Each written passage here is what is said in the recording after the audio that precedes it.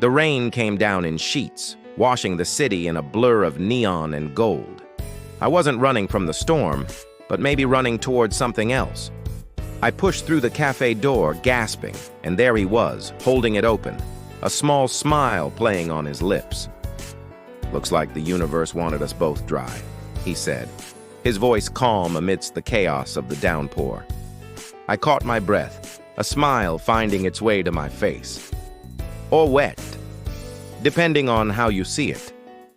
In that moment, as we laughed, the world slowed down. The frantic energy of the city melted away, leaving just the soft glow of the cafe lights, the gentle patter of rain against the window, and the unexpected warmth of a stranger's gaze. It felt fated. We settled at separate tables, two islands in a sea of quiet conversations.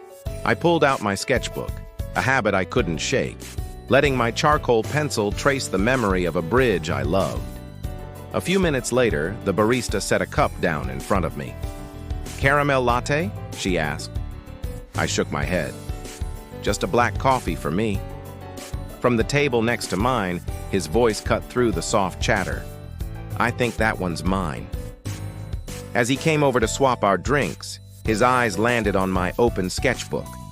He froze, a look of disbelief washing over his face. He reached into his own bag and pulled out his sketchbook, flipping it open to the same page. There it was. The same bridge, the same arches, the same lonely lamppost. Identical. "You drew that too?" I whispered, my heart skipping a beat. He looked from his drawing to mine, and then to me. Maybe we were both there, just at different times. It was more than a coincidence. It was a whisper from the universe, a thread connecting two separate moments into one. When we left the cafe, the rain had stopped. The city exhaled, leaving behind glistening streets and puddles that mirrored the twinkling lights above. We walked without a destination, our footsteps falling into an easy rhythm. I found myself thinking that sometimes strangers feel familiar, as if you've known them in a dozen other lifetimes. It felt like the universe had rehearsed this meeting 1,000 times, refining every detail until it was perfect. Our hands brushed against each other, a fleeting touch that sent a jolt of electricity through me. In the silence between our words, a new story was beginning to write itself, carried on the cool, rain-washed air. The world felt full of hope, full of possibility, as if we were standing on the edge of something beautiful and new.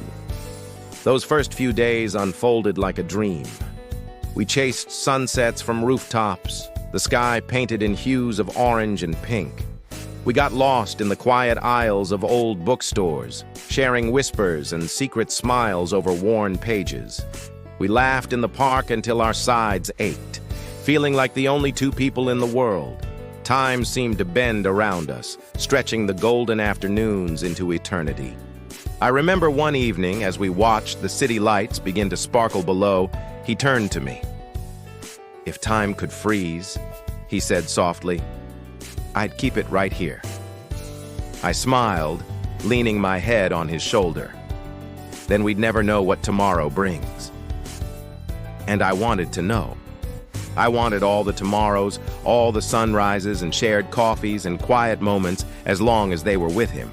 It was a simple, unspoken truth. We were falling, fast, completely and irrevocably.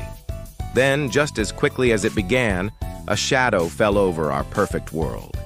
He got a job offer, an opportunity of a lifetime, but it was thousands of miles away, an ocean away.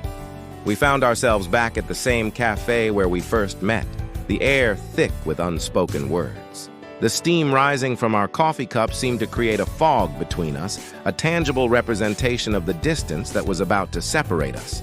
The cheerful chatter of the cafe now felt like a distant echo. "So this is where fate stops?" I finally asked, the words catching in my throat. He looked at me, his eyes filled with a sadness that mirrored my own. "No," he said, his voice firm.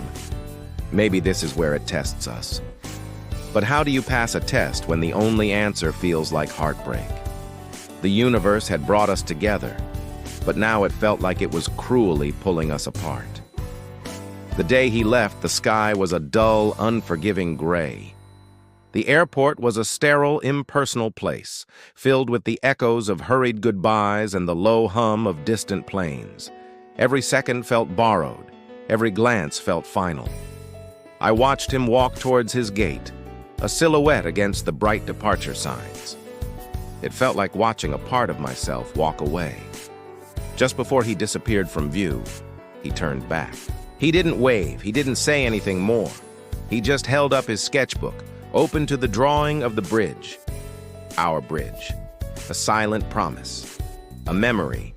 And in that moment, I understood. Sometimes love doesn't need promises for the future. Sometimes all it needs is the courage to remember what was. I watched until he was gone, a single tear tracing a path down my cheek, and the world faded to white. A year passed. Seasons changed. The city moved on, and so did I, or at least I tried to. But the memory of him was a ghost that haunted my favorite places, a whisper in the back of my mind. One evening, I found myself back at our bridge, sketchbook in hand. The sun was setting, casting a familiar golden glow over the water. I was so lost in my drawing, in the memory, that I didn't notice him until his hand slid another piece of paper next to mine. It was his drawing, but it was different. It was finished, colored in, with two small figures standing together on the bridge. I looked up, and there he was, Ethan. His smile was the same, his eyes holding the same warmth I remembered. "I finally finished my drawing," he said, his voice soft. A tearful laugh escaped me. "You took your time." He closed the small gap between us, wrapping me in a hug that felt like coming home. The city lights shimmered around us, and in that embrace, I knew. Some stories don't end. They just find their way back.